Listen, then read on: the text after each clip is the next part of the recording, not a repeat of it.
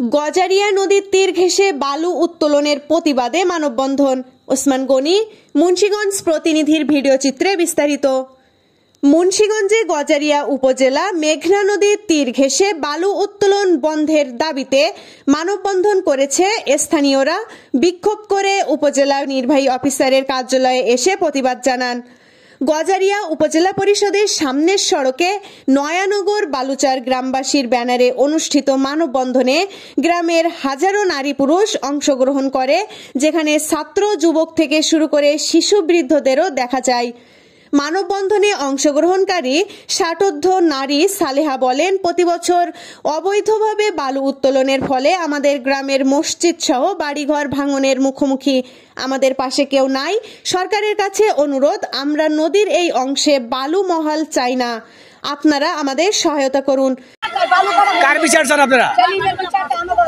আর কার বিচার চাই?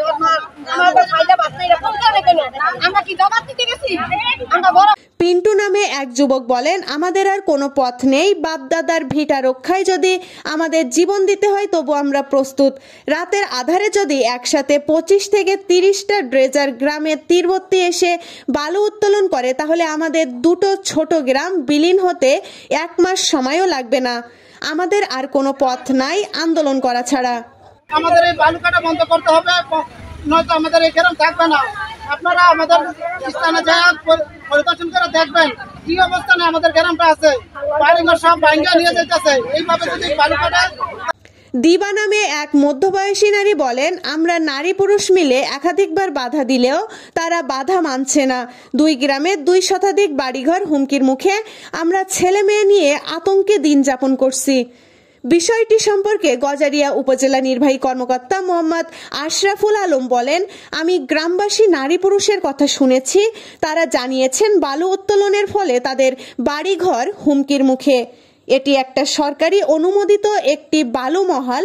আমরা বালু মহল উত্তোলনের জন্য স্থান চিহ্নিত করে দিয়েছি। তবে ইজারাদার কর্তৃপক্ষ জানিয়েছেন, একটি গ্রুপ অনৈতিক সুবিধা গ্রহণের জন্য অপপ্রচার চালাচ্ছে। আমরা জেলা প্রশাসক মহোদয় সার্বিক বিষয় অবগত করেছি। তবে ইজারাদার যদি নিয়ম অমান্য করে নদীর তীর ঘেঁষে বালু উত্তোলন করে, তবে আমরা অবশ্যই ব্যবস্থা গ্রহণ করা হবে। আমরা এই বিষয়টি তাদের অভিযোগ শুনেছি। পাশাপাশি এখন বালু যারা বৈধ ইজারাদার তাদের সাথে কথা বলবো, যাতে করে তারা সরকার নির্ধারিত যে সীমানা, এই সীমানা যাতে কোনোভাবে তারা অতিক্রম করতে না পারে। এই বিষয়টি আমরা তাদের সাথে কথা বলবো, নিশ্চিত করব। AB news desk report.